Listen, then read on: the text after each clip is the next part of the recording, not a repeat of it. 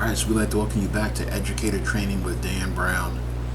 And if you like all the content that we've been showing over this past few months now, between the Barber Biz podcast, the state board training videos, etc., make sure you hit that like button, make sure you hit that subscribe button. But what we're doing right now is we're just really kicking back and just talking as educators, as instructors, as teachers in the barber and cosmetology industry. So if you're a barber, cosmetologist, nail tech, esthetician, this is really training this is really training that is geared towards all of you, or all of us, I should say. And I did this really so that we can have just some conversation and really break down 3 to 5 topics each week where we're talking about how we can become better instructors and educators. So I'm not going to do any editing. I'm just going to do my best just to talk and not mess up like I just did. But first and foremost, I love this new shirt that I just got, the Sheer Cone Consulting, the black one, the yellow one, the black.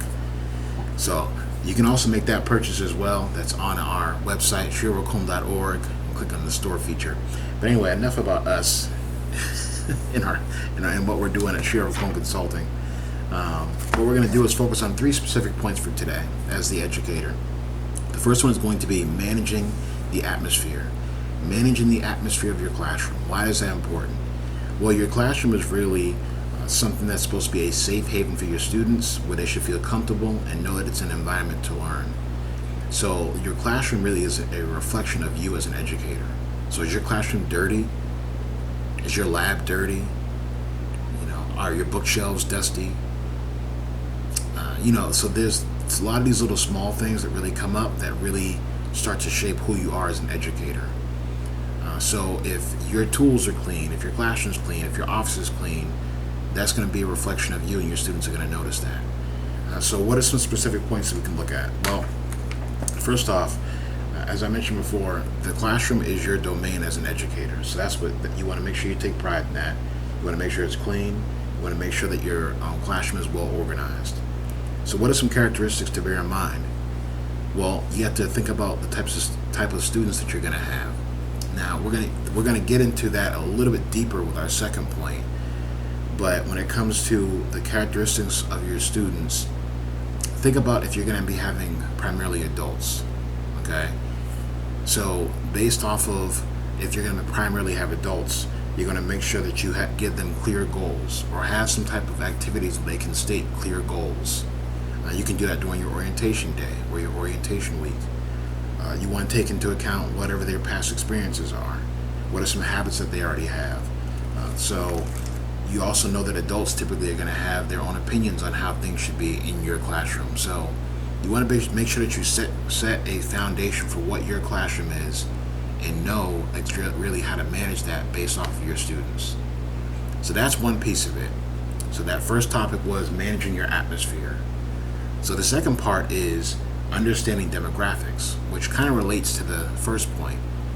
But again, I just talked about if you have primarily adult students.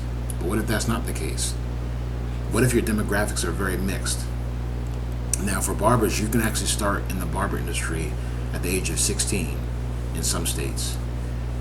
And what we're also seeing is the fact that there's so many different barbers now that are entering the industry, between it being females, young, old, middle-aged, whatever the case is, male students, some that are still in high school, as I just mentioned.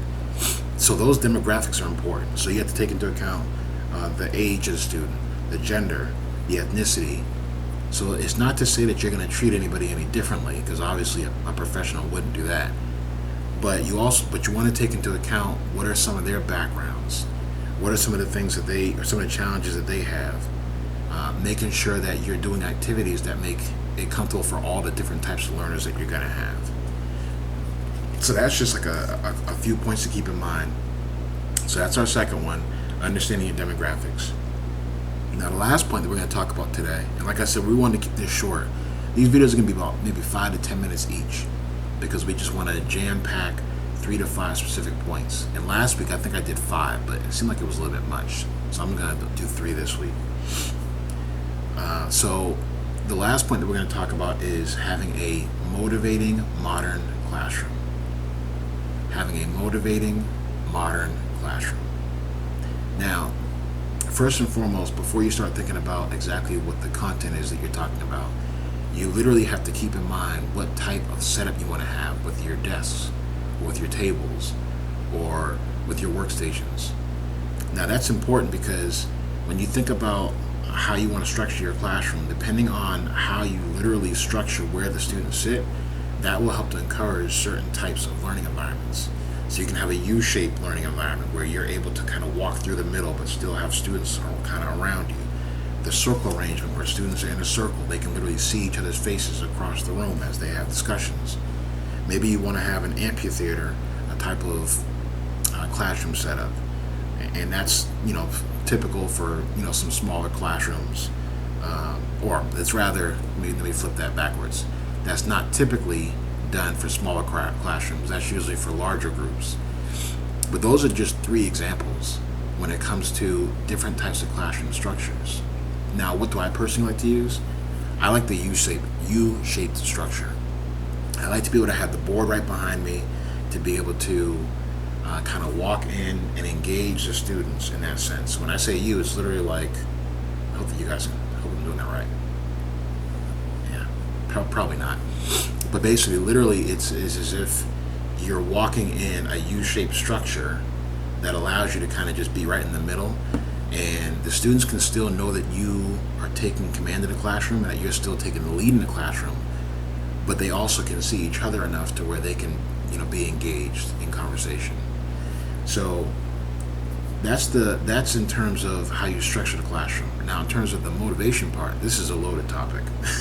There's a lot that goes into this, and we're going to talk more about what that means. But one of the keys is, which I think relates to how your classroom is set up, is when you can have classes where students are engaged with each other. If you're doing activities that engages each of the students together, whether you're using some online resources like Quizlet or Kahoot or whatever the case is, if you're using Avid strategies when it comes to being able to do teamwork, team building, and still working towards learning the content, those are things that are going to help to motivate them.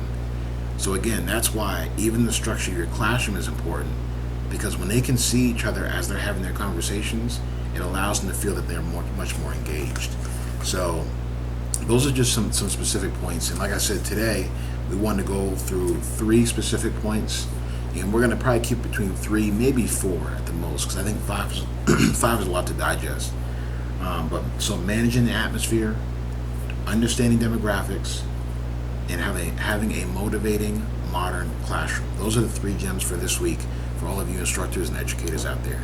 So once again, make sure you hit the like button, make sure you hit the subscribe button, check out our website, sherwoodcombe.org, check out the podcast, Barber Biz Podcast, check out all the videos that we have on our page, and also too, make sure you look up that on your Android store, your Apple store, the Master Barber State Board Prep app. If you know anybody that needs to take their state board exam, if you know somebody who needs videos for it, one-on-one coaching, but they need to get prepped for the written test, we have it all here for you.